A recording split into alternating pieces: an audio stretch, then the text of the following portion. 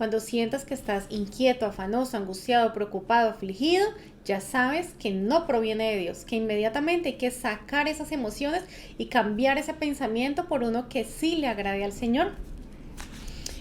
Y después dice, y ya les voy a explicar cómo hacer ese cambio de pensamiento.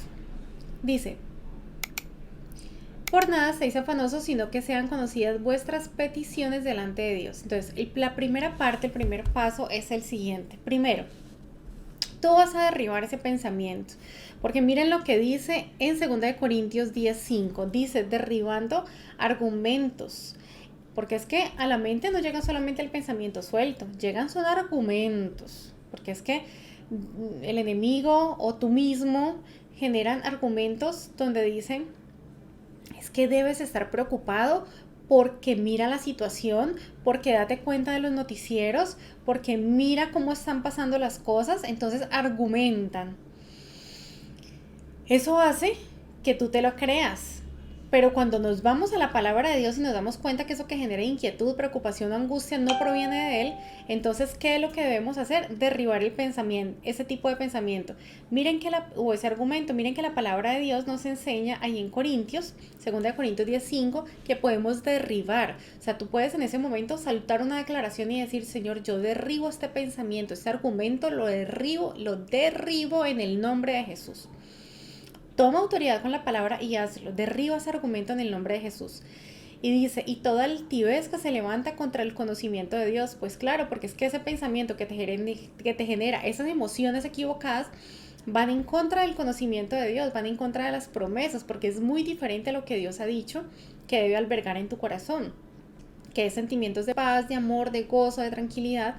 Entonces, por eso dice, derribando argumentos y toda altivez que se levanta contra el conocimiento de Dios y llevando cautivo, o sea que esta es la siguiente parte, y llevando cautivo todo pensamiento a la obediencia en Cristo Jesús. Entonces, ¿qué vas a hacer? Derribas ese pensamiento en el nombre de Jesús y lo llevas cautivo a la obediencia en Cristo Jesús. Entonces, Señor, yo derribo este pensamiento en el nombre de Jesús, derribo este argumento, lo tomo y lo someto a la obediencia en Cristo Jesús. O sea, tú vas a someter tus pensamientos a obediencia, a que lo que pienses sean en cosas correctas, de acuerdo a lo que vamos a leer a continuación. Para eso vamos a volver a Filipenses 4:6, donde estábamos leyendo ahora, pero comprendimos cómo derribamos y cómo llevamos cautivo el pensamiento a la obediencia, ¿no? En cuanto a la declaración. Luego de que has hecho esto, y eso ya se te va a volver, ya lo vas a hacer naturalmente. Ya el Espíritu Santo te va a recordar que debes derribar y debes someter a la obediencia. Y así vas identificando cada uno de esos pensamientos y vas a empezar a limpiar tu mente. Estos son tiempos donde necesitamos una mente limpia de pensamientos incorrectos, porque así vas a guardar tu corazón y tu vida va a fluir adecuadamente. Dice después, por nada estéis afanosos, sino que sean vuestras peticiones conocidas delante de Dios, con toda oración y ruego. Entonces, ¿qué vas a hacer después? Derribas, sometes a la obediencia ese pensamiento, y tercero, le vas a presentar a Dios tu petición. Vas a decirle a Dios, Señor, en ese momento se levantó ese argumento de angustia porque estoy pensando en los alimentos, estoy pensando en cómo vamos a hacer para mercar, o estoy pensando en cómo vamos a hacer con el arriendo, o estoy pensando en cuanto a la salud. Y bueno, lo que sea que te esté aquejando se lo vas a presentar a Dios. Vas a presentarle esa petición, le vas a decir, Señor, yo te pido por esto que requiero. Señor, yo te pido y te ruego que suplas esa necesidad. Y le presentas a Dios eso que tú estás necesitando, lo que sea. Cuentas con un papá que te ama, más que a nadie, más que cualquier otra persona en el mundo, Él te ama, mucho más que cualquier otra persona. Entonces puedes contar con Él y decirle esa necesidad. Y miren lo que pasa a continuación, dice, sean conocidas vuestras peticiones delante de Dios en toda oración y ruego. O sea, ¿qué es? Tú le pides a Dios por medio de la oración. Por eso es tan importante que tú establezcas una buena relación con Dios, que hables con Él todos los días. Orar es hablar con el Señor.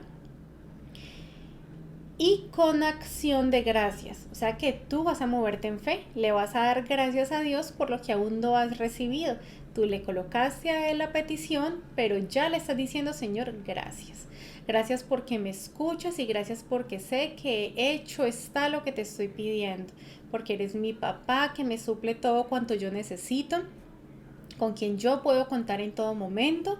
Entonces desde ahora te puedo decir gracias. Y eso va a representar fe delante de Dios. Y no hay otra manera de agradarle al Señor, dice la palabra, si no es a través de la fe.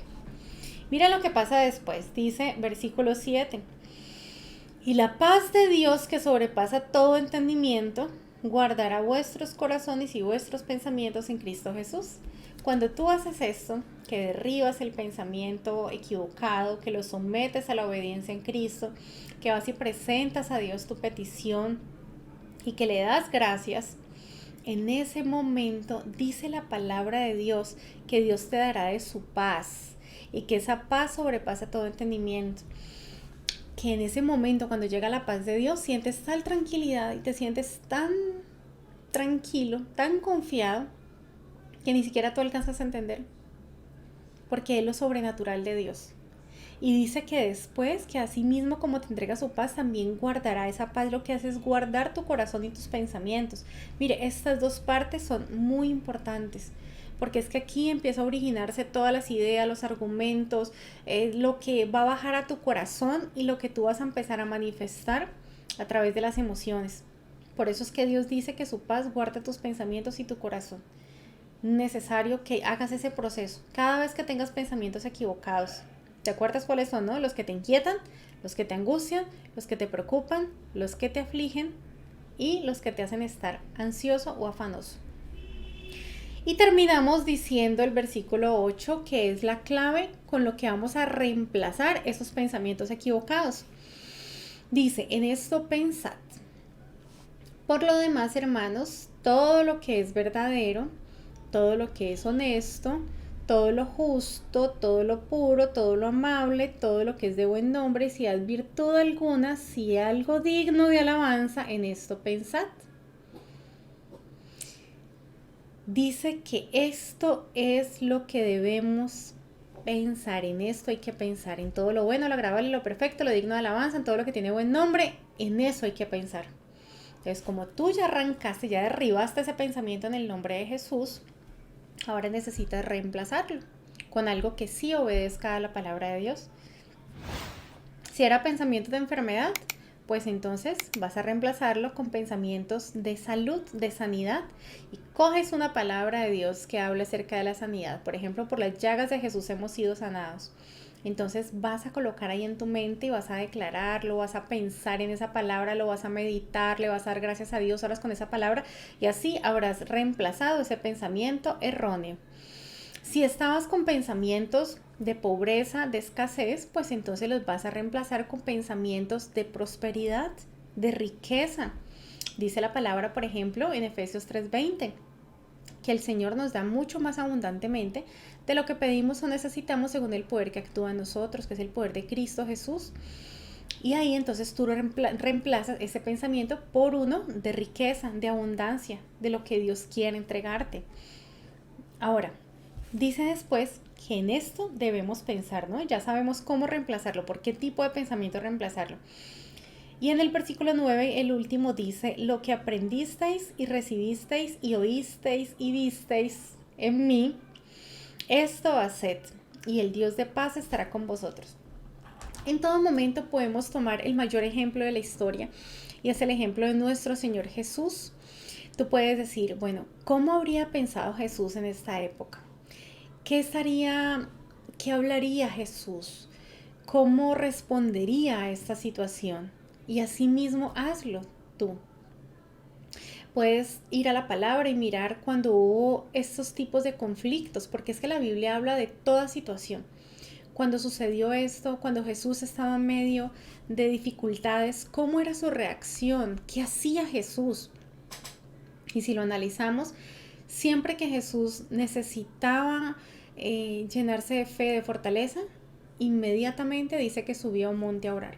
Eso representa que te apartes, que vayas a tu habitación o el lugar donde tú has dispuesto para la oración o donde te encuentras en ese momento es perfecto.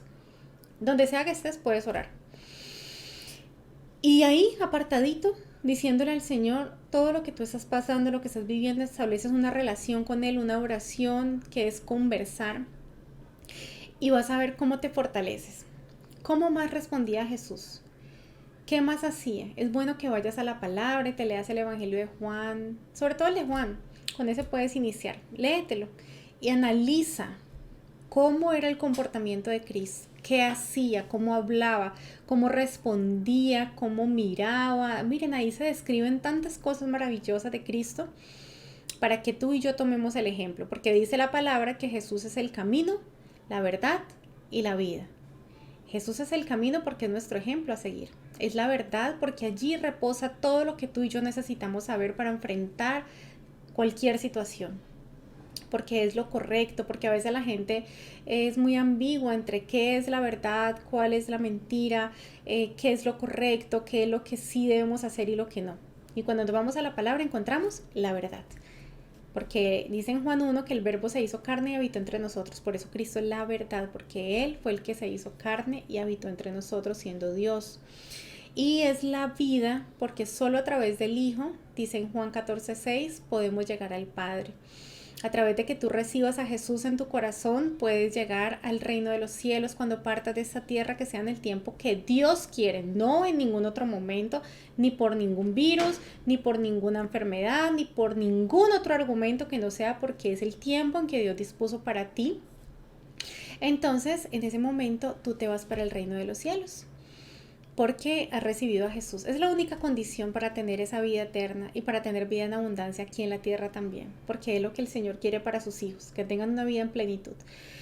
Bueno amigos, Dios los bendiga, les deseo que tengan un tiempo maravilloso en intimidad con Dios, que hagan este proceso, que analicen los pensamientos que han tenido hasta ahora, identifiquen los que son erróneos, los que te irritan, te generan angustia, afán, ansiedad, aflicción, y que los tomen, los derriben en el nombre de Jesús. Lo derribo este pensamiento, este argumento lo derribo en el nombre de Jesús. Los sometas a la obediencia en Cristo, tomes una palabra de Él y ores al Señor, le presentes tu petición y reemplaces ese pensamiento con sus promesas y le des gracias, sabiendo de que hecho está. Dios te bendiga.